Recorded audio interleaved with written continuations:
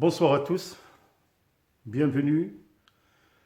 Alors donc, la capsule de ce soir rentre dans le cadre d'une série de capsules destinées à étudier les fonctions numériques dans leur globalité. Et comme je vous ai dit, avant de commencer de traiter des grands sujets d'études de fonctions, surtout les fonctions qui sont programmées pour la fin d'année, à savoir les fonctions logarithme népérien et les fonctions exponentielles, j'ai tenu à faire des capsules qui vont traiter des chapitres qui seront certainement utiles pour vous pour mieux comprendre le genre de questions posées pour l'étude d'une fonction. Alors la capsule de ce soir va nous permettre, certainement avec un exercice d'application à la fin, de savoir comment déterminer qu'une fonction est paire. Une fonction est impaire. Comment déterminer l'axe de symétrie pour une courbe représentative d'une fonction et le centre de symétrie aussi. Alors, nous allons commencer par définir qu'est-ce que c'est qu'une fonction paire. Alors, soit f est une fonction définie sur son domaine de définition de f. La fonction f est une fonction paire équivalente tout simplement à dire ou à vérifier que x appartenant à df, et il faut aussi que moins x appartient aussi à df. Alors, la première condition, c'est celle-là. Et si cette condition est vérifiée, il faut calculer f de moins x que vous allez trouver égal à f de x. Si les deux conditions sont vérifiées, on peut bien sûr affirmer que la fonction est paire. Et comme interprétation, on peut conclure que la courbe représentative de la fonction f, CF, il est symétrique par rapport à l'axe des ordonnées, bien sûr l'axe OY. Donc c'est vraiment à retenir. Alors maintenant, pour démontrer qu'une fonction est impaire, soit f est une fonction définie sur son domaine de définition, f est une fonction impaire si et seulement si, encore une fois, deux conditions à vérifier, x appartenant à df et moins x appartiennent à df. La deuxième condition, une fois celle-là est vérifiée, c'est de calculer f de moins x qui doit être égal à moins f de x. Et comme interprétation, dans ce cas-là, la courbe CF admet le point O de coordonnées 0, 0 comme centre de symétrie. Voilà, c'est très important. Alors parce que quand on va étudier des fonctions, et si on trouve que la fonction est paire, nous allons tout simplement réduire notre intervalle d'étude sur la moitié de son domaine de définition, et je vous montrerai comment on va déduire la monotonie à ce moment-là pour déterminer le tableau de variation. Alors maintenant, après nous allons définir comment calculer, ou plutôt comment vérifier qu'un axe de symétrie pour la courbe et comment une courbe admet un centre de symétrie. Bien sûr, en dehors de sa parité.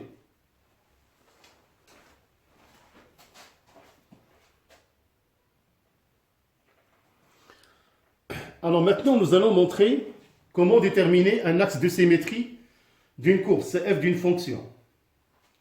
Alors, comme vous pouvez le remarquer, alors soit A, un réel appartenant à R, et F, une fonction définie sur df. On dit que la droite delta d'équation x égale à A est un axe de symétrie de CF si et seulement si. Deux conditions à vérifier. Il faut que x, bien sûr, appartienne à df et 2a moins x appartiennent à df. Une fois cette condition est vérifiée, on peut passer pour calculer f de 2a moins x doit être égal à f de x. Si les deux conditions sont remplies, bien sûr, on peut affirmer que la droite delta d'équation x égale à a est un axe de symétrie. Alors maintenant, nous allons voir comment définir un centre de symétrie d'une courbe CF d'une fonction. Alors, soit le couple AB appartenant à R au carré, deux réels, et F, une fonction définie sur DF, le point oméga de coordonnées AB est un centre de symétrie de CF si et seulement si, encore une fois, deux conditions à remplir. Il faut que X, bien sûr, appartienne à DF et vérifier que 2A moins X appartiennent à DF. Si cette condition est vérifiée, bien sûr, on calculera F de 2A moins X qui doit être égal à 2B moins F de X. Voilà, donc ce sont les deux conditions à savoir. Éventuellement, comme je vous ai dit, comment déterminer une fonction paire, impaire et faire une interprétation géométrique. Comment déterminer un axe de symétrie et un centre de symétrie. Alors, nous allons bien sûr passer à un exercice d'application qui va nous permettre, bien sûr, de mieux assimiler cette partie de cours.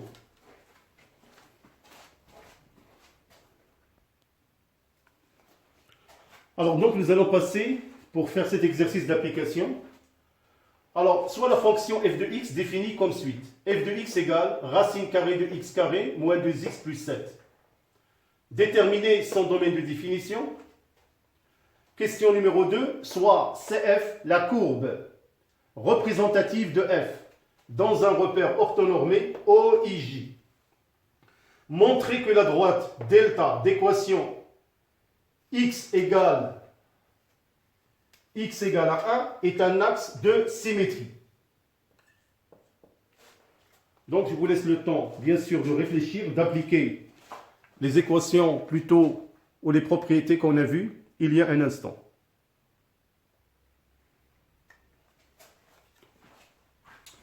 Alors nous allons passer à la correction. Alors on a notre fonction f de x égale racine carrée de x carré moins 2x plus 7. Nous allons déterminer df. Alors comme vous pouvez le remarquer, l'ensemble des définitions de df, c'est l'ensemble des x appartenant à R, tel que x carré moins 2x plus 7 doit être supérieur ou égal à 0. Je rappelle encore une fois, si vous avez affaire à une fonction du genre racine carrée g de x, alors son domaine de définition est toujours de cette manière. Il s'écrit dg égale l'ensemble des x appartenant à R tel que g de x est supérieur ou égal à 0. Et vous êtes censé, bien sûr, résoudre une équation et trouver le signe de g de x. Alors, pour notre cas, on a x carré moins 2x plus 7 égale à 0. J'ai essayé de le transformer en une équation du second degré. J'ai calculé delta, j'ai trouvé est égal à moins 24. Alors, delta, il est négatif. Alors, quand delta est négatif, certainement, il va nous renseigner sur le signe du trinôme x carré moins 2x plus 7. Alors, je vais faire un petit rappel avant de répondre. Si j'ai affaire à x carré plus bx plus c égale à 0 et je calcule delta, alors comme vous le savez, delta c'est b au carré moins 4ac, cela implique tout simplement que ax carré plus bx plus c a le signe de a. Dans notre cas, vous pouvez remarquer que a est égal à 1. Et puisque delta est négatif, donc x carré moins 2x plus 7, il est positif, quel que soit x appartenant à R. Dans ce cas-là, le domaine de définition, c'est R. Alors maintenant, nous allons voir et montrons que la droite d'équation x égale à 1 est un axe de symétrie. On a le domaine de définition, c'est R. Donc nous allons vérifier la première condition, à savoir, on a x appartenant à df, et 2 fois 1 moins x, si on calcule, bien sûr, ça va toujours appartenir à R. C'est une proposition qui est vraie. Alors maintenant, nous allons calculer f de 2a moins x. On remplace a par 1, ça va donner f de 2 moins x. On calcule f de 2 moins x. Vous allez faire pratiquement le même raisonnement. Et vous allez trouver à la fin que f de 2 moins x égale à f de x. Ce qui justifie que la droite delta d'équation x égale à 1 est un axe de symétrie. Alors, ce sont vraiment des calculs qui sont très importants. Il faut vraiment s'habituer. Alors, nous allons certainement passer pour voir un deuxième exemple. Alors, nous allons passer un tout petit exercice, un deuxième exercice. Alors, comme vous pouvez le remarquer, soit la fonction f de x définie comme suite, c'est une fonction rationnelle, 2x moins 1 sur x plus 1 facteur de x moins 2. C'est pareil, déterminer le domaine de définition et montrer que la courbe CF est symétrique par rapport au point de coordonnées 1,5 et 0. Essayez, bien sûr, d'appliquer la règle concernant le centre de symétrie.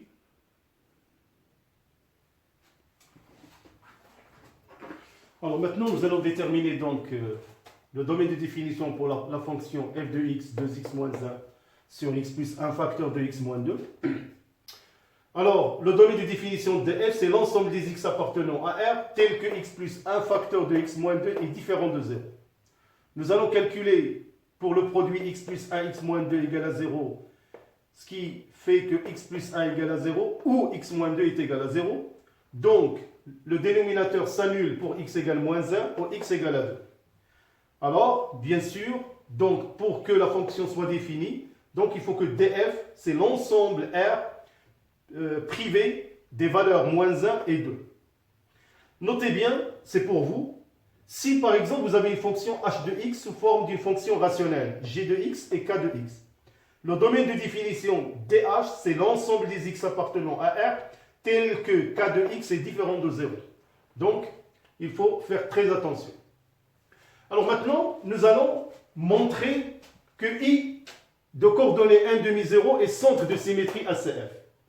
Alors tout d'abord, on a x appartenant à df et nous allons montrer que 2 fois 1,5 sur 2 moins x appartiennent à df, c'est-à-dire que 1 moins x appartient à df. Alors comment on va procéder? C'est simple, on a x appartient à df, ce qui implique que x appartient à R privé de moins 1 et 2. C'est-à-dire, cela implique que x est différent de moins 1 et x différent de 2. Alors, moins x est différent de 1, j'ai multiplié par moins 1, et moins x est différent de moins 2. J'ai ajouté 1 moins x est différent de 2, et 1 moins x est différent de moins 1. Donc, c'est vrai la préposition. Donc, on peut affirmer que 1 moins x appartient à df. Alors maintenant, on va passer pour calculer f de 2 sur 1,5 moins x.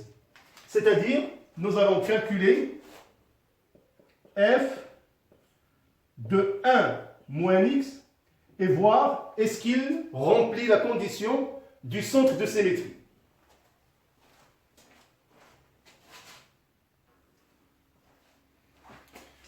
Alors, comme je vous ai dit, on va calculer donc f de 1 moins x. Alors, f de 1 moins x égale, il suffit de remplacer x par 1 moins x dans l'expression de f de x. Alors, si vous suivez le raisonnement, le même que mes calculs, vous allez trouver à la fin que f de 1 moins x est égal à moins f de x. Et si vous revenez à la propriété de la centre de symétrie, vous allez trouver certainement que le point I de coordonnées 1,5, 0 est un centre de symétrie. Bon voilà, donc ce sont deux petits exercices concernant la symétrie d'une courbe par rapport soit à un axe de symétrie ou à un centre de symétrie. Bien sûr, on aura l'occasion dans l'étude des fonctions, éventuellement d'étudier un cas pour une fonction paire ou impaire. Voilà, je vous remercie pour votre aimable attention. Bonne continuation encore une fois et je vous donne rendez-vous bientôt pour d'autres séries d'exercices. À bientôt. Merci et bonne soirée.